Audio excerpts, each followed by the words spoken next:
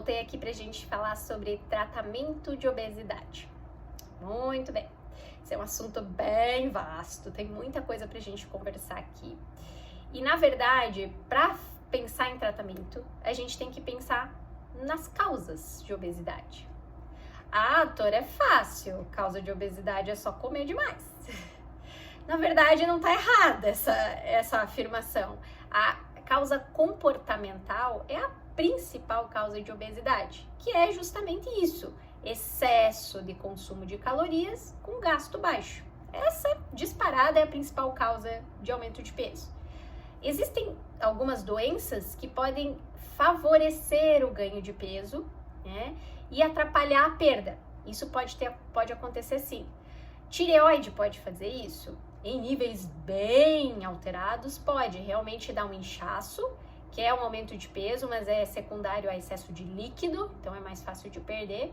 Mas diminui muito a taxa metabólica basal, então o paciente comendo engorda mais, mas ele tem que comer. E a questão da doença relacionada ao excesso de cortisol, que a gente chama de síndrome de Cushing, é uma doença que realmente tem excesso de peso mesmo, só que ela é muito, muito, muito rara. Não é comum a gente encontrar por aí. Então dizer que o aumento de peso é por causa hormonal é, na verdade, na maioria das vezes, um equívoco. A causa vai ser, na grande maioria das vezes, comportamental. Muito bem, descobri por que eu estou fora do peso. E agora, para colocar o peso de volta no lugar? Uma das coisas é corrigir a causa, né? Então, pensar em fazer um tratamento de peso e não pensar em fazer atividade física, em melhorar a qualidade da alimentação e evitar excessos é não pensar em tratar, né? Você vai estar se enganando se você quiser fazer um tratamento de perda de peso e não ter esses três fatores essenciais. Qualquer tratamento que comece sem essas intenções, ele está fadado a falhar. Se você quer ficar no efeito sanfona, quer ficar perdendo e ganhando peso, pode entrar aí que com certeza esse é o caminho. Agora não, eu quero tratar, eu quero perder peso e eu não quero nunca mais ganhar esse peso de volta. Muito bem, essa é a linha de pensamento que a gente tem que ter quando vai tratar a obesidade. O tratamento, ele geralmente, cada médico tem uma forma de fazer esse tratamento, mas eu costumo dividir ele em duas etapas diferentes. A etapa perder peso e a etapa manter peso.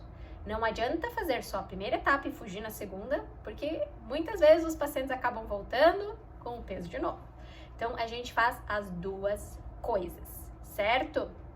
Muito bem, perda de peso.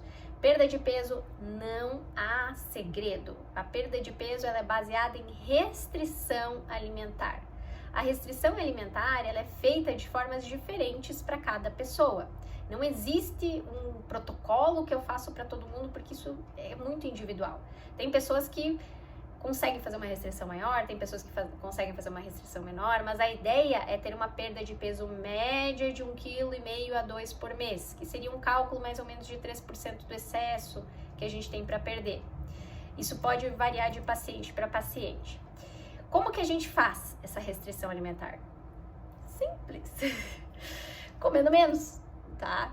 Mas é simples de fazer assim, você vai no endócrino, ele te fala para comer menos e magicamente a gente começa a comer menos? Não, não é simples, tá? Não vamos deixar a coisa fácil porque ela não é. O que precisa acontecer para ter a perda de peso? O paciente precisa querer. Isso é fato. Precisamos ter a participação do nosso paciente. O paciente querendo, eu consigo ajudá-lo com medicações que vão atuar no apetite e na compulsão alimentar dele, diminuindo apetite e compulsão alimentar. Assim, o paciente que estava tentando e não estava conseguindo, consegue. Se o paciente não quiser, não tô afim, eu quero tomar um negócio e dormir e acordar sem peso. Muito bem, nós vamos testar todas as medicações. E você sabe o que nós vamos conseguir? Nada, tá? Sem a participação do paciente, sem esforço, não existe perda de peso. Você, pessoa que está assistindo esse vídeo, que conhece alguém que perdeu peso com um remédio, se você acha que ela perdeu peso só porque ela tomou o remédio, meu filho, tenta você para você ver. Não é bem assim. O remédio, ele só dá uma ajudinha, mas quem faz a perda de peso é o paciente. Então, a fase de perda de peso é muito importante, é difícil, precisa muito do paciente e, dependendo de cada caso, dura o tempo que precisar. Depois que a gente termina de perder o peso, a gente tem a fase de manutenção de peso. Essa fase de manutenção, ela também varia de pessoa para pessoa, mas ela tem uma duração peculiar. Quanto tempo vocês acham que a gente devia se preocupar com o nosso peso?